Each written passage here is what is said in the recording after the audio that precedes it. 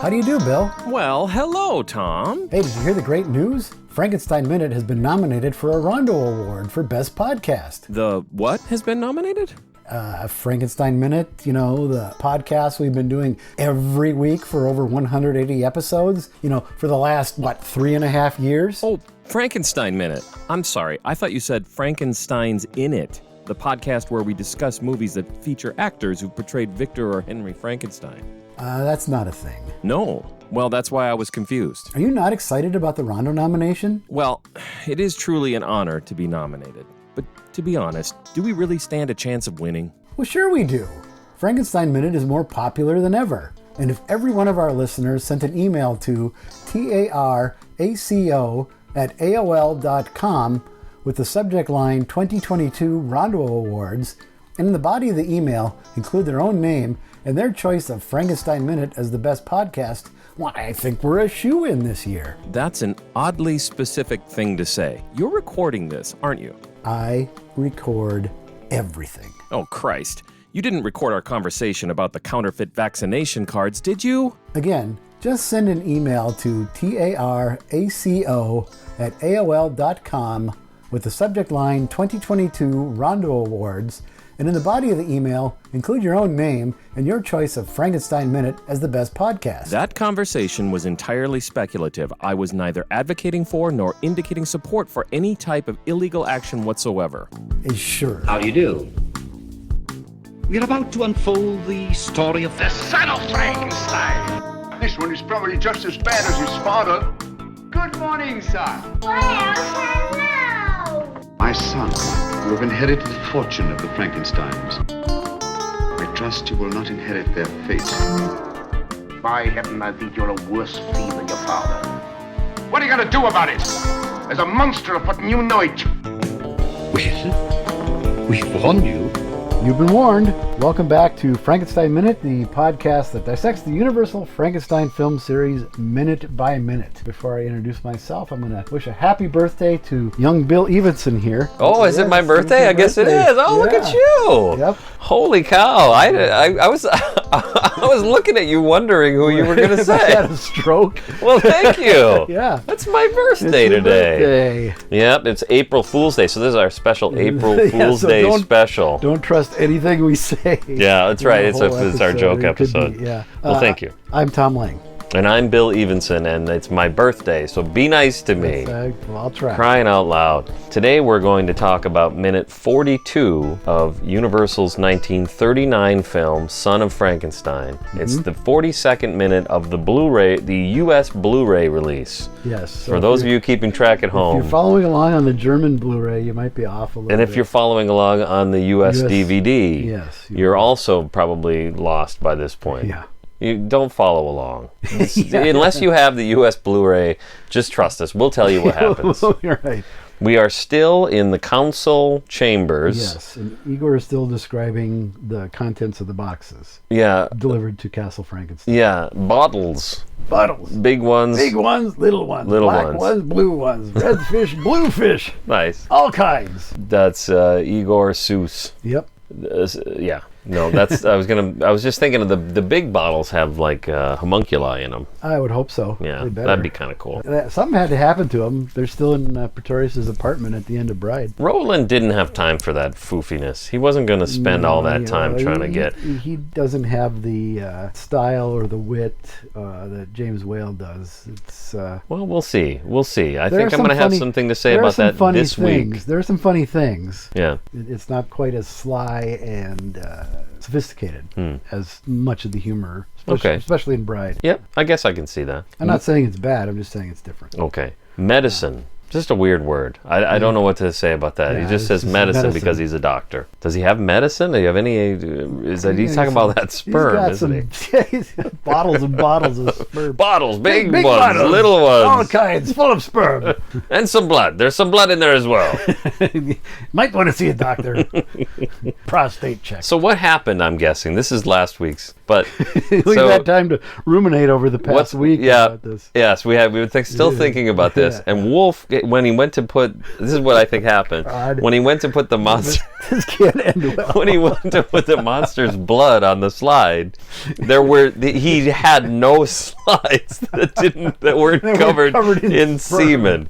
Yeah, that's the kind of guy he is, and you go ahead and judge him. No. You see how excited he is about all this. That's fully feasible. It was the best he could do, and he tried to burn it off a little bit. Whatever. There's just no killing that Frankenstein. We'll be talking about minute 41 for the rest of the life of this podcast. He doctor. I understand his business. I like that. Yeah. It's just, I don't know what the fuck he's doing. Yeah, quit.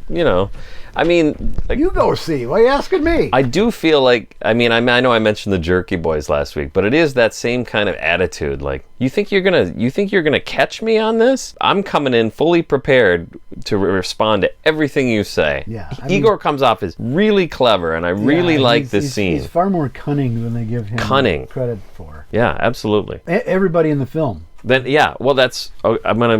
that's gonna be a thing. This whole scene, it's not gonna play out the way they expected when they brought Ygor in. I don't think Lawrence Grant is gonna get the outcome that he's hoping. Yeah, Lawrence Grant's not gonna get the upper hand over Ygor, and that's kind of a cool. I mean, it's a very cool thing about this movie.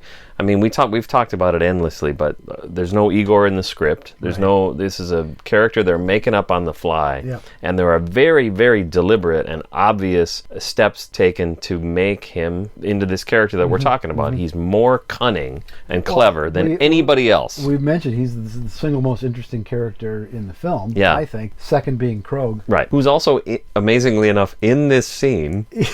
Doing absolutely. As I pointed out last week, I finally noticed him. He's having a smoke while... He's having a smoke. I am blacksmith. There it is. There it is. And the reason he says, I am blacksmith, is he couldn't remember if he was a blacksmith or a shepherd. I guess so, because Mank, Glut, Skull, Soyster, and others refer to him as a shepherd. And I'd say 2/3, if not 3/4 of the references in books call him a shepherd. And there's nothing to indicate that he's a shepherd. Yeah. Except the horn, maybe, that he has. Oh, is that like a shepherd's I don't know. Maybe. tool? You're trying to anything. I'm trying to justify why people would assume he's a shepherd. Yeah, no, we've talked about the tools on his belt. Another apron on for the apron, He's got metalworking tools on his belt. Yeah. And he says, I blacksmith. I don't know what more evidence you want than that. Yeah. This is like the battle I tried to fight to say that this place isn't called Frankenstein, which I've not only already lost, but I'll have more to say about in this scene. In this scene, yeah. Body snatcher, you mean? Some old fart stands up and says. I got a lot to say about him. Not about him in particular, but that's a great start to it. I feel like this scene, it's funny that you mentioned whale, because this scene seems whale-y to me. Because there's actual humor and... Sure, but also these guys, in fact, some of these actors, seem kind of whale-inspired. This is like Roland V. Lee going, hey, we'd like you to make the next Frankenstein film. James Whale did a great job, but for whatever reason, we're not going that way. We want you to do it. And he looked at it and he went... Let him go by then. What's that? Universal let him go. Yeah, but I'm sure they didn't. I don't know how they said it to him. As I guess came what I'm up saying. That we'll get Whale back to do this. I'm sure that never was a consideration. But either way, that's not what I'm getting at. Is from Lee's perspective. Right. I'm sure if he asked about it, I don't know. My point is, he's being told we really liked these whale films. We want to make another one. Mm-hmm. They probably didn't say it that way. My point being, do this. Make a sequel to these films. Right. Make another one. We got 2. We want a 3rd one. And in my opinion, watched them and and he's trying to make a Frankenstein film, and so then you get a scene like this that seems to me to be very whale inspired, whale-esque characters in it. Yeah. Like you get a guy standing up and saying "body snatcher," you mean like it's weird timing or whatever, and he on the day goes, yeah, that's great. I don't need you to retake that one, even though it's fucking weird. Because this scene is fucking weird. And James Whale's movies also are fucking weird. There's a lot of stuff like that. Like a lot of just close-ups of a guy saying,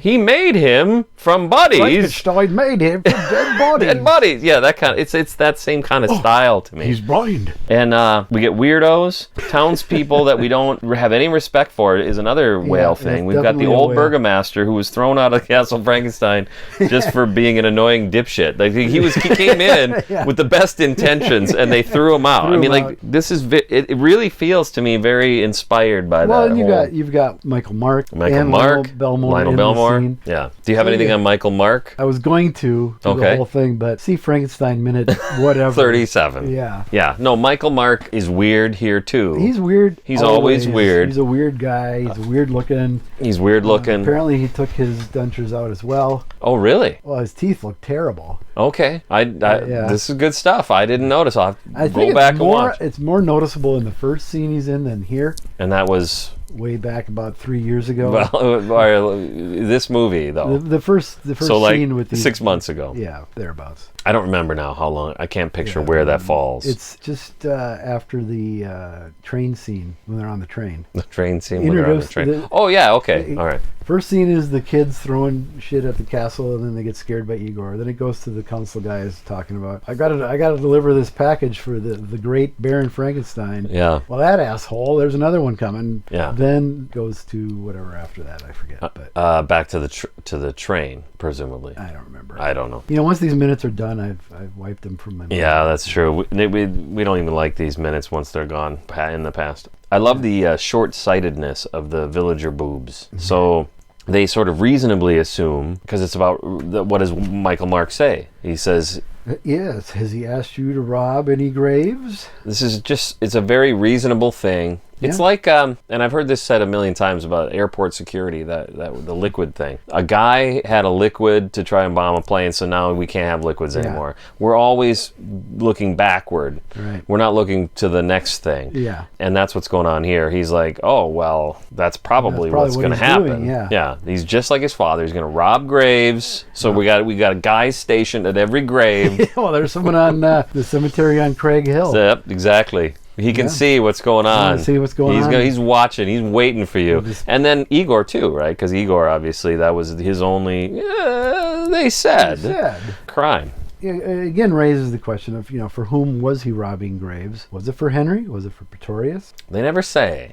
This is also another contrast, in my opinion, between the Universal and Hammer Frankenstein film series. Because in the Universal Frankenstein film series, they did rob graves in the first two films, and then they never do that again. So the villagers are on heightened awareness for this robbing grave phenomenon because fucking Frankensteins are around. They're around. And we're going to keep an eye on it. Bodies robbed out of graves left and right. And never happens again. But in the Hammer series, it's constant. Like every 10 minutes. Frankenstein Cushing is out robbing. He's moving from town to town looking for body parts. In the first film, he runs to another town to get some hands or some eyes or something. Yeah. He's constantly finding parts. Yeah. We don't even know where he went. He left for 2 weeks and came back with a pair of hands. Well, he wanted specific hands. Yeah, I mean, I get it. Yeah. I get it. He's not wrong. No, you're not wrong, Victor. Victor, you're just an asshole. You're just an asshole. That's my point. Okay, then. Okay. Yeah, Lionel Belmore, Lang, no relation, chimes in, tell us the truth or we'll hang you again and make a better job of it next time. Yep. I mean, that's what he says. That's what he says. And, we're starting that. I'm trying to figure out how to get into that conversation because I'm surprised I don't have a note about that about the response to that. Yeah, well, Igor's like, no, you can't hang me again. Well, I got that, but I'm saying no. The response to that is, oh, that's all done with. Or no, that's why, because the conversation doesn't go that way. But he says that's all settled. He was. Why do I have this out of order? My notes must be out of order. Because Ygor says, no, you can't hang me again. And he turns and looks at Lawrence Grant. Can I? Yeah, he seems confident that he's on firm legal standing. Yeah. The way he's talking about it. Like, we went through this already. Yeah. I was represented by, I don't know, who would represent him? The monster, probably. He called 1-800-AXE Gary. He doesn't need to be represented by anybody, actually. Ygor represented himself, and he was successful. Well, he said... Whoever represents themselves as a fool for a client. So that's a perfect example of that. Lawrence Grant says, and is he the mayor? What is he? He's the burgomaster. He's the burgomaster? Yeah. Okay, all right, good. Yeah, excellent. Because fucking Belmore is just... He's done. He got thrown out. He's the apothecary. The old Baron when Frankenstein got him moved. deposed, Yes, yeah. exactly. He moved. He made the correct. Who cares? Yeah. To get him ousted, he ousted him. No, that's been settled. Igor was hanged and pronounced dead. But he was not dead. I really like this Yeah, because the big mustache guy. That's who? James Finlayson's father steps up, and I don't know. James Finlayson from the Laurel and Hardy. Oh, he had the big, Big mustache, and this is his father It because looks he's like it older. looks like an older version of Jimmy Finlayson. We watched a little Laurel and Hardy this morning. Did ya? It's on in the mornings. Yeah, it's on channel one whatever. of the channels. Which one was it? Ollie was going to get married, and Stanley, I couldn't figure out if he worked for him, if he was his butler or whatever, but he's trying to set the table, and there's all kinds of flies all over the cake. Oh yeah. And he's spraying the poison on the cake. and And then there's the best part for me was Ollie then goes in the other room, and his bride-to-be calls and says, my father says we can't get married because she's seen a picture of Ollie and she knows who he knows who he is, forbids it, yeah. and locks her in the room. That's Finlayson that does that. Oh, is that? Oh, Yeah. okay. Well, perfect. So then, I just want to say what my favorite part was, which was then, so she's locked in the room, but she still has the phone. So she calls Ollie, and she says, oh, I have terrible news. And he goes, hold on one second. He sets the phone down. He escorts Stanley out of the room, closes the door, and he goes back to the phone, and Stanley just comes walking back in. And I'm like, and I asked Jackie, I'm like, why did he do that? Is he just an asshole? And I think he is. I think sometimes he's just an asshole. He doesn't seem like it. He seems very mild-mannered, but sometimes I think he just hates Ollie, and he wants to fuck with him. Well, I mean, it's supposed to be inadvertent, but yeah, I think sometimes there's something behind it. It really, I could come trying to up with think of the nothing. name. I'm Why trying to would you think of turn the- around and come back in? I'm trying to think of the name of the film. Shit. Is that when they try to elope and try to squeeze into that little car? He does say they're going to elope, but then I had to get ready I had a friend coming over. We're doing a podcast, so really? I didn't. Oh, yeah, that's too bad. I didn't see, but he does say elope. Yeah. And then later I saw, he sent I walked Stan through the room and they had a ladder that had clearly broken a window. I didn't. Yeah, he sends Stan to go get a car, and he gets this really tiny little. Yeah, because Stan says he's going to get a cab at 32 first. version of a smart car, basically. Yeah, right. Ollie and his bride are not small people. So No. There's a whole thing with trying to squeeze them into the car. Yeah. Shit, I can't remember the name of the movie. I think the thing that I laughed the hardest at was the guy you're talking about, Finlayson. Jimmy Finlayson, yeah. He locks the door behind him so that she can't get out and go get married. And then he slips on one of those little sweepers. Oh, yeah. The way they cut it, they show his foot slipping on the sweeper, and then the next shot, it looks like he must have had a trampoline or something. Oh, yeah. Because he just launches down the stairs. I'm looking here quick. I was trying to vamp. Yeah, thanks. The other thing that happened is Ollie fell into the cake. That's great. That's going to happen. Yeah, somebody always has to fall face first into a cake. Shit. And then there was the time that going. they were the one guy was talking about the baseball team. I think it was Ollie. They said they got all these crazy names. Crazy names, yeah. like there's for example, they wanted some examples. I think yeah. Stanley wanted some examples. So Ollie said, I think if I remember right, who was on first, and the guy on second was called what, and then the guy on third, I don't remember. I don't know his name. I don't know. That's what I'm trying to find out. Is that what you're trying to find out? Who is on That's what you're first? Googling? You're Googling it? That'd be great. I'm really He's gonna be the one guy pulls out the screaming phone. Let me Google this. screaming at myself. Our Wife, it's called. Our Wife, 1931. Okay. Have you seen the sketch? I think it's on Jimmy Kimmel. It's a long ways ago. Probably where not they go to then. two guys go on to do do Who's on First, and it's Andy Dick and Dino Stamatopoulos. that you I seen have that one? seen, And yes. then Andy just punches him in the face. Beating him up. That I have seen, yes. Look for that on YouTube. It's marvelous. It makes me laugh every Yes. time. Although it really looks like it It probably really looks hurt. like it hurt, yeah. All right. Big mustache guy stands up and says, but he was not dead. He was content to sit quietly until this moment, and now, goddammit, he's going to stand up and shout. And I don't blame him. He's right. He seems like he's probably got a good point. I don't know if he's right, but I think he's probably right. He's got a good case, anyway. He's definitely got a... Wait a minute, but he was he not wasn't dead. dead. What are we Hey, talking look, Hey, all the 30 years, everybody's burger's pronounced dead has been dead. What do you want me to do? And he sits down. He's like, okay, All right, you got me there. I can't argue with that. impeccable logic like that. And this is where Atwill is, right around here I have it, that Atwill is smoking and doing some business with his fake arm. I was tempted to do it, but it's an audio podcast. So he's like pulling his arm up and sticking the cigarette in the between the fingers or whatever. He's doing which what is funny Atwill because does is steal every scene that he's in. I guess. Well, I didn't even notice he was in this scene until this time. But your eye goes. But right it's funny to because that in that shot. there's a part of me that's like, yeah, how is he going to stick? There is still part of my brain that thinks, how is he going to stick that cigarette into that fake hand, even though I know it's his hand? You know what I mean? Right. It's not a fake hand. Yeah. But anyway. No, can hang me again, can they? Oh, we did that? Yeah. Okay. If I like this. If Ygor came to life again, it's the devil's work, not the court's. Yeah, so that's the devil's work. But who knew that the good people of Frankenstein would be so, lenient on the dead coming back to life? Apparently in this in this part of town, they're like, well, that's okay. That happens. It happens. Yeah. It happens here, and we're fine with it. I mean, we've always been fine with it. We've never had any issues with that. Never prosecuted Henry for anything. That's true. Actually, in fact, he was considered a great, man. Throughout this, it was never any big secret that Henry did this. Apparently not. And even Michael Mark, that thing you created killed my daughter, but I'm on your side here. In this one? That's him? In Frankenstein. Oh, yeah, he is standing right next to him. He's concerned about where Frankenstein I thought maybe is. you were referring to Michael Mark in this one like he's the same guy. Is there any reason to think he isn't the same guy? No, because he's Niemöller. Maybe he is. He's Niemöller. So Maria Niemöller. Yeah, so now that mystery has been solved. So, right. And as to compensate for the loss of his daughter, they gave him a spot on the council. Yeah, it's a little token... He has no powers whatsoever, but he's... I was going to say they've had some openings on the council, but I know that he was one of the originals because we'll get to that. Yeah. Okay.